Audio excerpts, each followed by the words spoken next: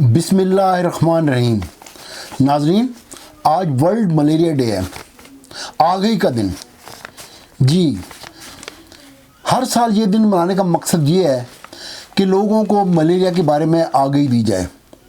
Malaria ایک ایسی بیماری کہ جو بظاہر ایک چھوٹی بیماری لگتی ہے، لیکن اس کے معیشت پر اثرات کیا ہیں، اس کے انسانی صحت پر اثرات کیا ہیں، ورلڈ ملیریا ڈے کیوں منایا جا رہا ہے، میں اس بارے میں آج آپ کو بتلانا چاہوں گا۔ ناظرین، ہمارا ملک اس وقت شدید معاشی مشکلات کا شکار ہے، اور وہ جو کہتے ہیں نا کہ قطرہ قطرہ کر کے دریا بنتا ہے، تو ہم نے قطرہ قطرہ کر کے اس معیشت میں اپنا جو حصہ ڈالنا ہے۔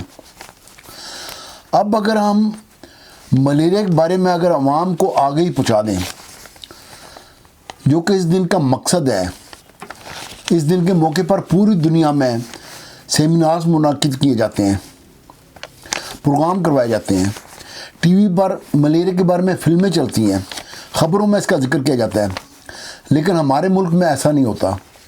ہمارے ملک میں صرف ٹی وی پر ایک آدھ خبر نشر کرنے کے بعد یہ یقین کر لیا جاتا ہے کہ ہم نے اپنا فرض پورا کر دیا ہے۔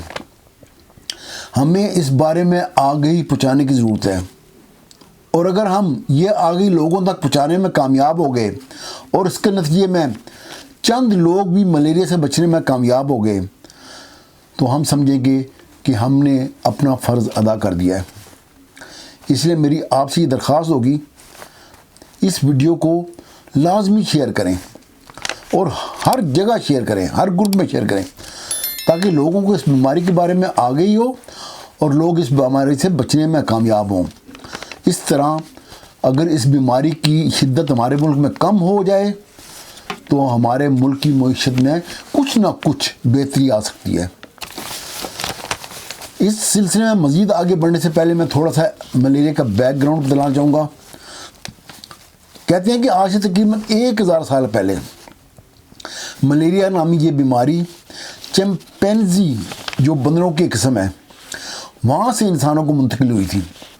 سن 1880 میں ایک فرانسیسی سائنسدان سر الفونس لیوران نے سب سے پہلے ملیریا پیراسائٹ ڈسکور کیا تھا۔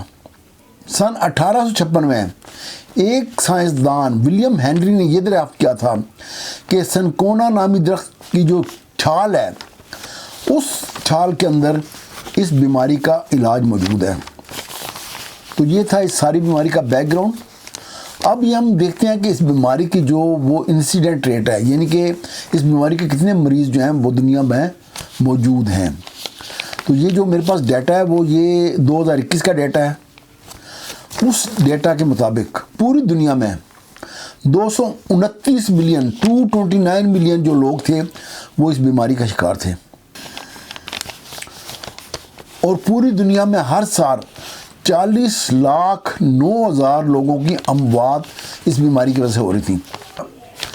پاکستان میں جو اس کا انسیڈنٹ ریٹ تھا وہ کچھ اس طرح سے تھا کہ پاکستان میں 2.6 ملین کیسز تھے سن 2021 میں، اور 5050 اموات سالانہ ہو رہی تھیں اس بیماری کی وجہ سے۔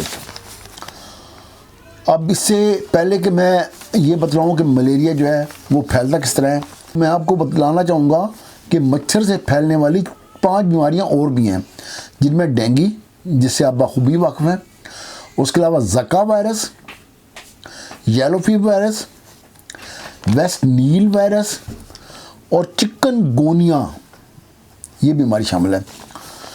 تو یہ جو ملیریا پھیلتا ہے یہ ایک خاص قسم کے مچھر سے پھیلتا ہے، جسے اینوفلیز ماسکیٹو کہا جاتا ہے، اور یہ اینوفلیز ماسکیٹو کی مادہ ہوتی ہے۔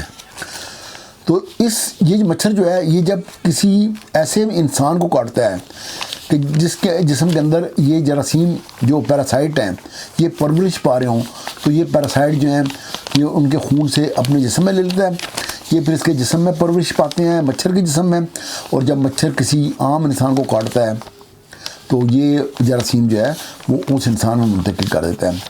یہ جراثیم جب انسانی جسم کے خون میں جاتے ہیں تو سب سے پہلے وہاں سے یہ رخ کرتے ہیں جگر کا، اور جگر میں کچھ عرصے تک پرورش پانے کے بعد یہ خون میں آ جاتے ہیں، خون کے جو سرخ ذرات ہیں جن کو RBCs کہا جاتا ہے یہ وہاں پہنچ جاتے ہیں اور وہاں جا کے نشو و نما پاتے ہیں. یہ سرخ ذرات کو تباہ بھی کرتے ہیں اور اس تباہی کی وجہ سے اس مریض کا اگر پراپر ٹائم پہ علاج نہ کیا جائے تو اس مریض کو انیمیا یعنی خون کی کمی واقع ہو جاتی ہے.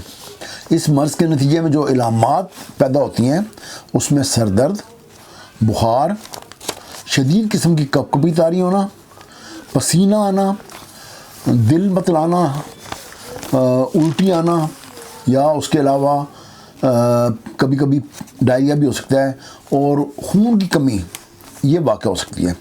تو اس بیماری میں انسانی جسم کا جگر بھی انوالو ہوتا ہے، اس کے خون کے سرخ ذرات بھی انوالو ہوتے ہیں اور یہ خون کیونکہ تلی میں بھی جاتا ہے تو تلی بھی انسانی جسم کی انوالو ہو جاتی ہے اور گردوں سے گزرتا ہے، گردے بھی انوالو ہو سکتے ہیں. تو اس میں یہ جو اگر اس کا پراپر علاج نہ کیا جائے تو یہ کافی نقصان کر سکتا ہے.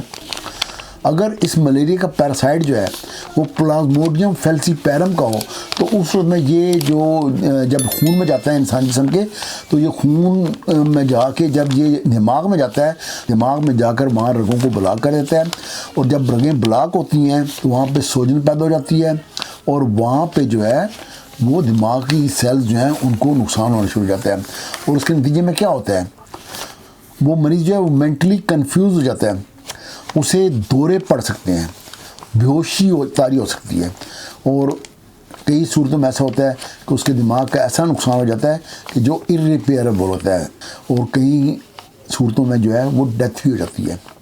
تو اس لیے ہمیں اس مرض کو عام نہیں لینا چاہیے.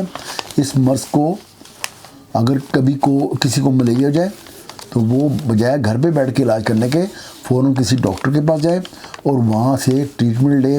تو جتنی ڈیوریشن کی ٹریٹمنٹ بتلائی جائے اتنی ٹریٹمنٹ اس بیمار شخص کو لینی چاہیے. اب میں آخر میں آپ کو یہ بتانا چاہوں گا کہ ہم اس ملیریا سے بچ کیسے سکتے ہیں. زیادہ مشکل نہیں ہے، اگر ہم چند ایک چیزوں پر عمل کر لیں تو ہم ملیریا سے بچ سکتے ہیں.